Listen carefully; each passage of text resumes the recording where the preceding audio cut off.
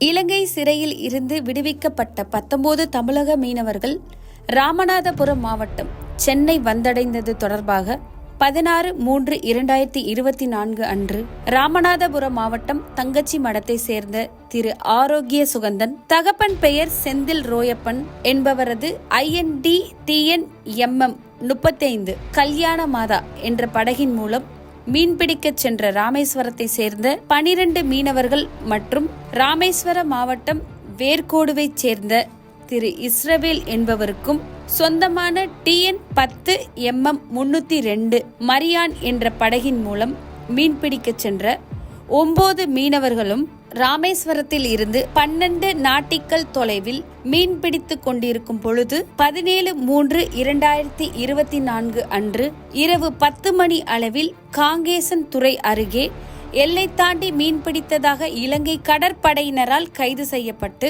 ஊர் காவல்துறை நீதிமன்றத்தில் ஆஜர்படுத்தப்பட்டு யாழ்ப்பாணம் சிறையில் அடைக்கப்பட்டனர். 21 மீனவர்களில் அந்தோணிசாமி, தகப்பன் பெயர் ராயப்பன் என்பவர் ஏற்கனவே 2020ஆம் ஆண்டில் எல்லை தாண்டி மீன்பிடித்து தண்டனை பெற்று விடுதலை செய்யப்பட்டவராவர். தற்பொழுது மறுமுறையும் எல்லை தாண்டி மீன்பிடிக்க வந்ததால் அவருக்கு 1 வருடம் தண்டனையும், மரியம் படகின் ஓட்டுநர் திரு லோபஸ், தகப்பன் பெயர் யோகராஜ் என்பவருக்கும் 6 மாத சிறை தண்டனையும் வழங்கப்பட்டுள்ளது. இவர்களை தவிர மீதமுள்ள 19 மீனவர்களும் தண்டனை காலம் முடிந்து இலங்கையில் உள்ள இந்திய தூதரகத்தின் ஏற்பாட்டின் பேரில் அவசர கால கடவு சீட்டு மற்றும் விமான டிக்கெட் ஏற்பாடு செய்து அதன் பேரில் இன்று 9/4/2024 ஏர் இந்தியா A1 274 விமானம் மூலம் மாலை 18:10 மணிக்கு கொழும்புவில் இருந்து சென்னை வந்தடைந்தனர். அனைத்து நடைமுறைகளும் முடித்து வெளியில் வந்த இவர்களை மீன்வளத்துறை ஆய்வாளர் திரு யுவராஜ், ராமேஸ்வர மீன்வளத்துறை ஆய்வாளர் திரு குதலிங்கம் மற்றும்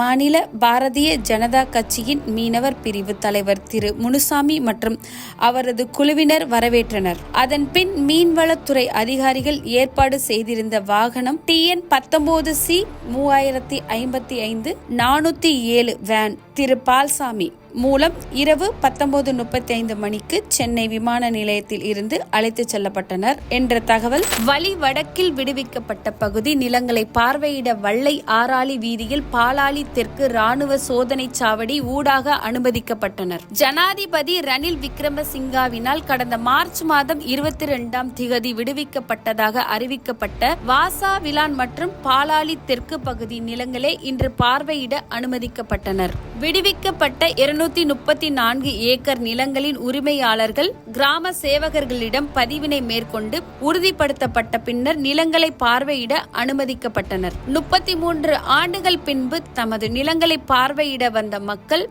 ராணுவ சோதனையை சாவடியில் அடையாள அட்டை சகித பதிவுகள் மேற்கொள்ளப்பட்டு கால்நடையாக மட்டுமே உள்ளே செல்ல அனுமதி வழங்கப்பட்டது. இதனால் தமது நிலங்களை பார்வையிட ஆவலாக காலை 8 மணி முதல் காவல் இருந்த பலரில் முதியவர்கள் சிலர் 4 மைல் தூரம் நடந்து பயணிக்க முடியாது என திரும்பி சென்றபோது அதிகளவானோர் ராணுவ காவலருக்கு வெளியே தமது வாகனங்களை நிறுத்திவிட்டு நடந்து சென்று நிலங்களை பார்வையிட்டனர். நன்றி.